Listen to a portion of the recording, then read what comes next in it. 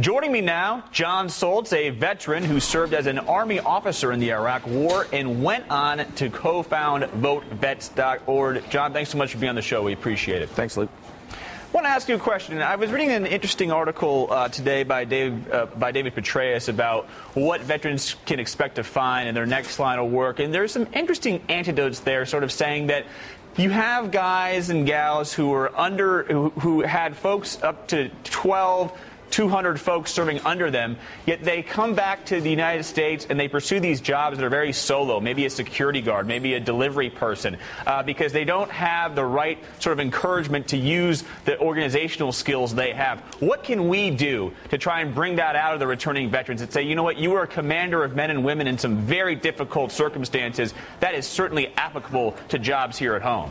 Well, for officers, it's different. So when you have a lot of young officers who are platoon leaders, company commanders, 150, 200 troops, there's actually a lot of headhunters that come right after you. And in the 90s, when the economy was good, it was gutting the Army Officer Corps.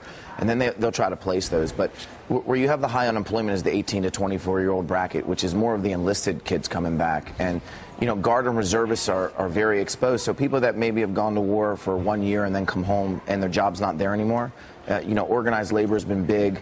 The United Association does things like, you know, veterans in plumbing and the building trades have helmets to hard hats.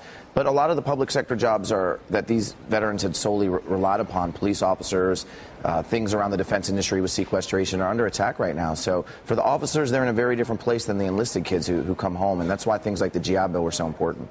Let's talk about the enlisted young folks who come home. Let's assume you join up, you fight for your country at age 17, 18, 19, you do a few tours, you come home. What awaits you here? I mean, this is when my conversations I have with young veterans, I'm always just amazed that there really isn't there aren't really adequate programs to the level needed about taking them through the system. That's a big problem, is how to process these folks through the system and get them in the best place they can be. There is no real system.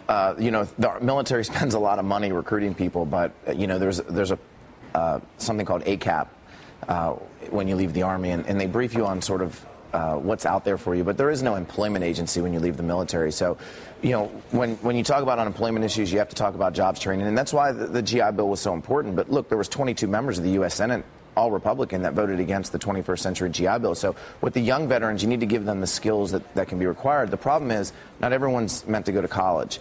And so for Guard and reservists, and I mentioned this before, it's even harder because they're not just in 4 years and leave. They're going to go to war, they're going to come home for 3 years, and then they're going to go to war again. So what are the industries out there that are conducive to this? And a lot of those were public sector industries, which are continually being under attack. And when we see it, it's going to get worse, Luke. When we cut the size of the Army here, you're going to have more people going out into the public workspace. And lastly, I just ask you, what can average people do who are watching this program that obviously have a soft spot in their heart for the military and for the sacrifice made by the men and women overseas, that are very much patriotic, that say, what can we do on just the basic level to give assistance here? What can be done in a common form?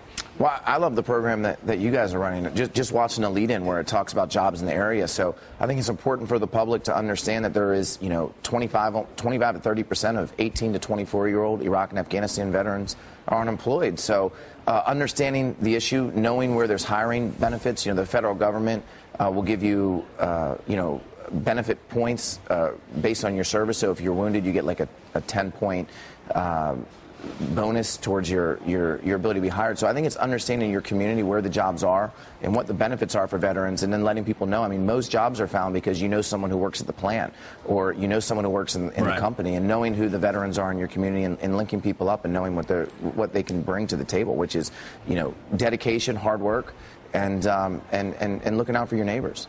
Try to continue that camaraderie. Jon Soltz, we appreciate it. Thanks so much.